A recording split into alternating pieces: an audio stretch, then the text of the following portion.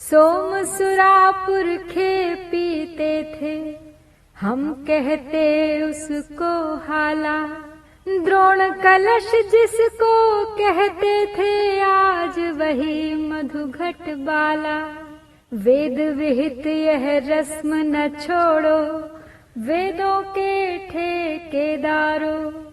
युग युग से है पूजती आई, नई नहीं है मधुशाला। युग युग से है पूजती आई, नई नहीं है मधुशाला। सोम सुरा पुरखे पीते थे, हम कहते उसको हाला।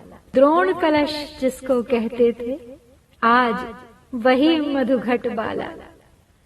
वेद विहित यह रस्म न छोड़ो, वेदों के ठेकेदारों।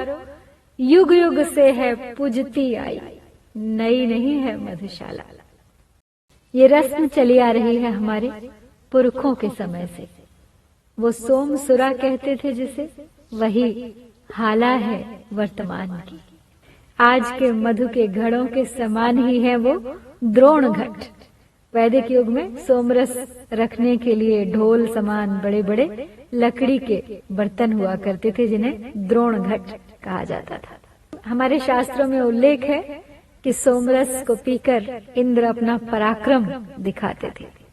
उल्लासपूर्ण आनंद की अनुभूति देती थी, जो प्रसाद हुआ करती थी यज्ञ का। एक प्रकार की संजीवनी थी, स्वादिष्ट, सात्विक, मधुर, रसीली।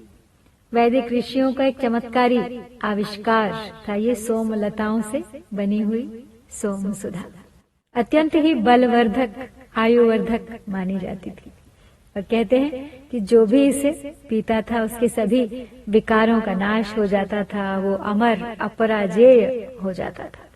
आज की मदिरा भिन्न है उस सोम सुरा से, किंतु कुछ गुण आज भी मिलते हैं दोनों के।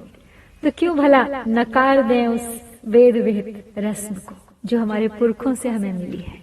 क्यों न फिर मदिरा के स्थान पर बनाएं वही संजीवनी चमत्कारी सोम सुधा, जो सब जात पात मत धर्म के विषय विकारों का नाश करे, आनंद उल्लास भर दे सर्वत्र, और संसार फिर बन जाए युग युग पूजित वो तपशाला, वो मधुशाला।